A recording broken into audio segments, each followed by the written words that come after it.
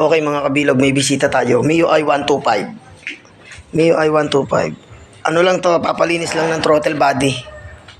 Yung nandoon parang, ayun o, yung throttle body niya papalinis. Kaya, okay, umpisahan na natin. Okay mga kabilog, ayan. Nabaklas na po natin. Susunod na babaklasin natin to, itong throttle body. Ito yung lilinisin. Tsaka, pagkatapos natin lilinisin, itotono natin to. Para maganda takbo. Okay? Okay mga kabilog, yan. Nabaklas na natin. Yan. Tinanggal ko na yung throttle body niya. Ito na siya ngayon. Yan. Totoo nga, kailangan na linisin kasi tinan mo naman, sa sobrang dami ng carbon, ng uling, talagang hindi na mo na makita loob, oh. Madumi na nga talaga. Ayan, oh.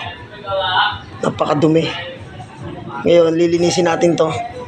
Bibiyakin natin to sa gitna para siguro sure lang linis natin na pati ultimo yung butas na maliit doon sa gitna, malilinis natin. Okay guys. Ang gagamitin nga pala natin panlinis. Ito nga pala. Carburetor cleaner. Extreme. Baka naman. Okay guys, linisin na natin to, throttle body. Let's go. Okay mga kabilog, ayan. Uumpisahan na po natin ang paglinis ng throttle body. Ayan, puro uling po, dilim. Napakadumi po. Ito po yung kabiyak niya. Biniyak po natin sa gitna para sure na malinis po ang pati gitna. Okay guys, tirahin na natin ang carburetor cleaner. Extreme baka naman. Let's go. Okay mga kabilog, ayan, nalinis ko na yung ating throttle body. Napakadumi, dami niyang carbon. Ngayon, eto, papakita ko sa inyo kung gano'ng kalinis. Kanina halos hindi mo siya makita kasi pwede nang pagtaniman ng kamote ito. Sa kapal ng alikabok at putik. O, at saka ito, nakikita mo na ngayon, oh. O, malinis na siya. Malinis na siya, oh.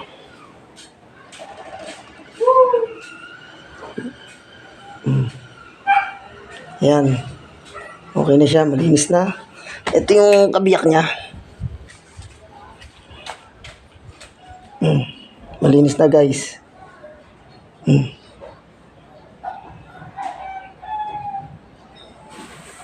Ang hirap, hindi makita masyado ng camera.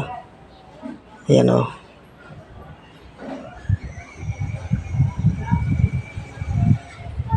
Ito, may ano pa, tubig-tubig.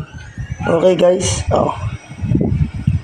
malinis na. Wala na yung mga putik at carbon. Okay guys, what's up? Okay, wait nyo lang. Kakabit ko na to.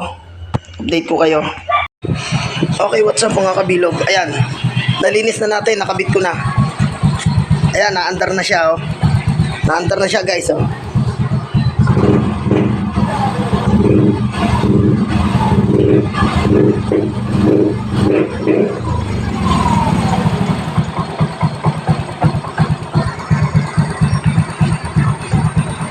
Palagay ko naman, ayos na yung minor na yan. Napakaganda po ng minor. Ang ganda-ganda ng minor niya, oh. Saktong-sakto lang. Ayos na ayos yung pagkakatimpla natin dito sa ere. Tsaka yung paglinis natin, okay na okay. Templadong-templado yung minor, oh.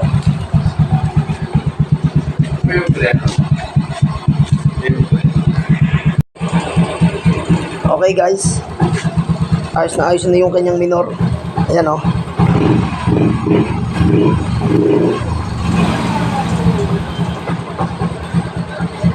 Ayan o.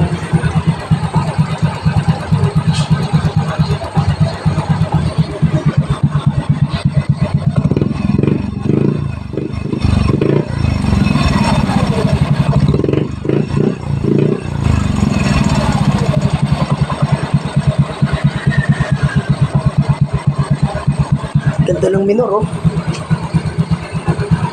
Okay guys, kakabit na lang natin yung clearance dito, upuan. Tapos all goods na to, pwede na kunin ng may-ari. Salamat nga pala sa tiwala sa may-ari.